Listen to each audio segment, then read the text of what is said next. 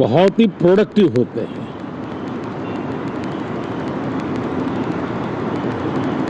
और दोनों को प्रोडक्टिव होते हैं तो देश का कल्याण होता है, जीव मात्र का कल्याण होता है। और इसलिए हम यही प्रार्थना करते हैं कि मॉनसून भी प्रोएक्टिव रहे, मॉनसून सत्र भी प्रोडक्टिव रहे। साथियों, पिछले एक महीने में देश ने अनेक सिद्धियां प्राप्त की है और देशवासी गर्व से भर जाएं,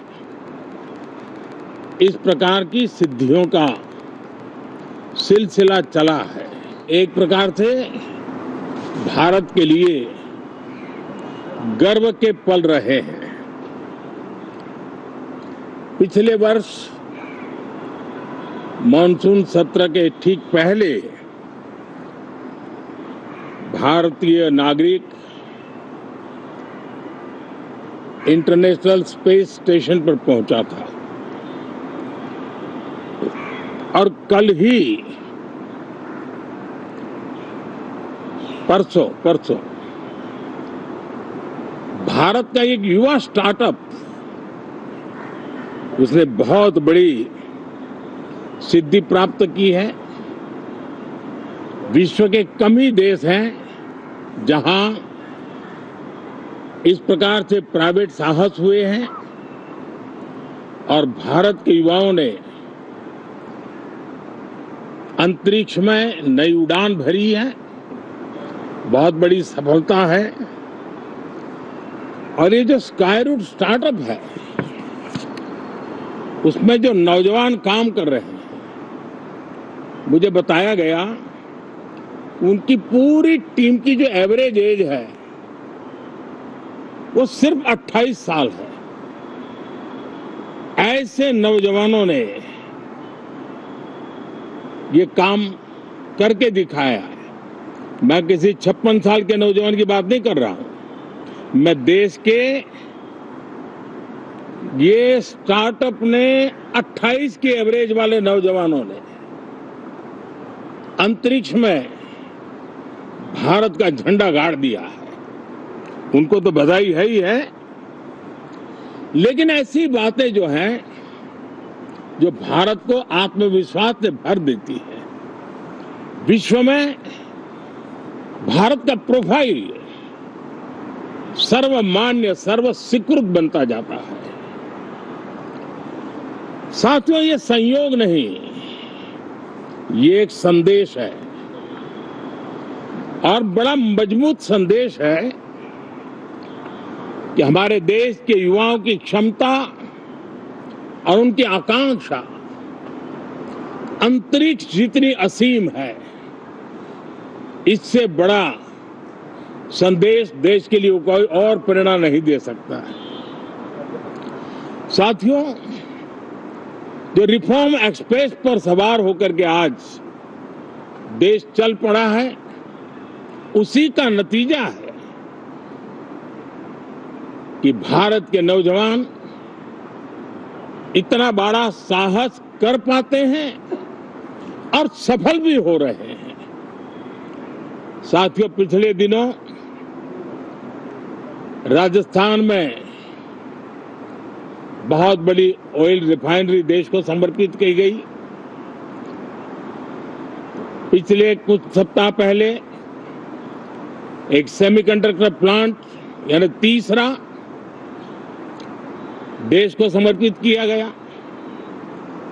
अभी कुछ दिन पहले ग्रीन हाइड्रोजन से चलने वाली ट्रेन, और विश्व में बहुत कम देश ऐसे हैं कि जिनके पास ये सुविधा है, लेकिन भारत ने जो हाइड्रोजन ट्रेन देशवासियों को समर्पित की है, वो सबसे ताकतवर इंजन वाली है और सबसे लंबी है। ये अपने आप में भारत के वैज्ञानिक, भारत के इंजीनियर्स, भारत के इनोवेटर्स, भारत के उद्यमी, भारत के श्रमिक, ये जो एक लक्ष्य लेकर के देश के लिए जी रहे हैं, देश के लिए काम कर रहे हैं, उसी का परिणाम है। साथियों, हम भली भांति जानते हैं और पूरी दुनिया चिंतित भी है, लगातार कहीं न कहीं युद्ध की स्थितियां बनती रही है। पश्चिम एशिया के युद्ध के कारण भारत जैसे देश जो एनर्जी के लिए औरों पर डिपेंडेंट है, उनके लिए ये पश्चिम एशिया का युद्ध एक बहुत ही बड़ा संकट का कारण रहा। Petrol, diesel, LPG, fertiliser, chemicals, हर विषय में अनेक बाधाएं, अनेक संकट आए।